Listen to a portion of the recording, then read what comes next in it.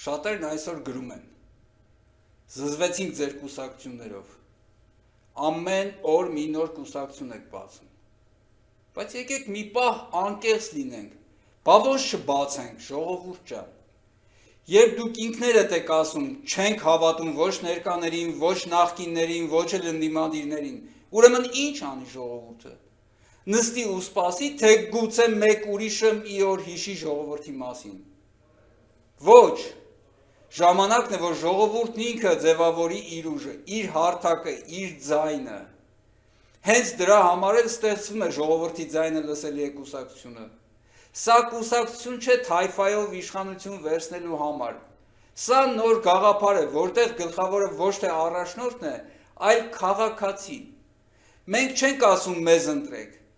մենք ասում ենք հրավիրում ենք ժողովրդին, որպեսզի առաջադրվեք պատգամավոր, ժողովրդի ձայնը լսելի է կուսակցության համամասնական ցուցակով, այո, ճիշտ եք կարդում, մենք ձեզ ենք հրավիրում, որպեսզի գաք, առաջադրվեք, մասնակցեք, որոշեք և լինեք փոփոխության մասը, մեր կուսակցությունը ստեղծվում է հենց այն մարդկանց համար, ովքեր չեն ընդունում ոչ նախկիններին, ոչ ներկաներին,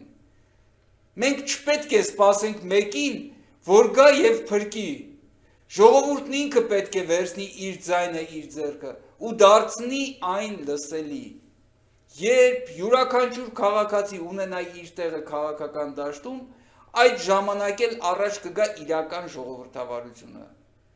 ժողովրդի ձայնը լսելի է կուսակցությունը գալիս է ոչ թե խոստումներով, այլ հրավերով,